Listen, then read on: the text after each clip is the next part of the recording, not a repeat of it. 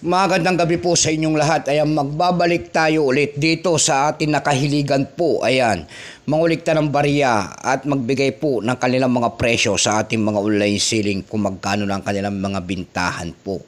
Ayan, isa naman tayong kolektor. Magandang gabi po sa inyong lahat kasi may pag-uusapan na naman tayong barya. Tignan natin to guys kung magkano na ang kanyang bintahan sa ating mga online selling. Ang pag-uusapan natin barya guys, ayan. Year 1999 guys, ayan, 39. 25 centimos po na wala ng halaga. Tinatapo na po sa kalsada, ayan. Maano kasi pinatay kasi natin yung ilaw guys. Hindi kasi natin makita ang kanyang years. Pero samantala ngayon ganun ba, ayan, year 39 po, ayan oh. Pagkatalikod naman po makikita 25 centimos po. Pagkatalikod naman po makikita nyo ang ating year 1993, ang pagtatag ng ating Bangko Sentral. And then cutwheel po sa bilog na yan. Cutwheel po, dyan po bumabase ang ating mga kolektor kung anong reverse uday ang isang coins. Ayan, tingnan natin to kung magkano lang kanyang bintahan.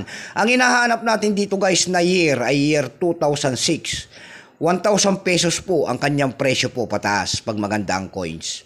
Sumunod po na hinahanap ng mga kolektor dito ay year 2008. Ayan.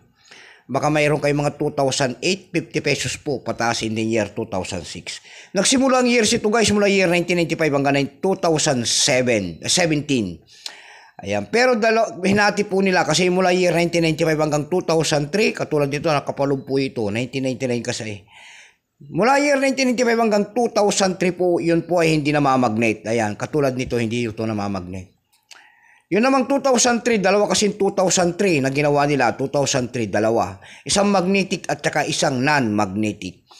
Kaya binukod nila yung kasi magkaibang materialis ang kanilang mga ginamit sa bawat coins na year. 1995 hanggang 2003. 2003 naman hanggang 2017. Value po nito ay 25 centimos po. Currency piso 1967 up to date po. Composition niyan ay brass. May bigat lamang itong 3.8 grams. May haba itong 20 mm. May kapal po naman itong 1.5 mm orientation na niya na medal alignment number. And-1682 reference number KM-271. Ito pong year 1999 na ito po ay 16%.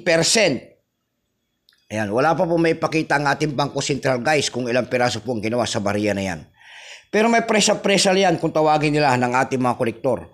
Yung kanyang very fine po kung tawagin nila ay nagkakahalaga na 19 pesos. Extra fine naman po ay 19. Almost uncirculated naman po ay 19. Dako tayo sa kanyang price guys. Ayan. Doon sa ating eb.com guys. Ayan.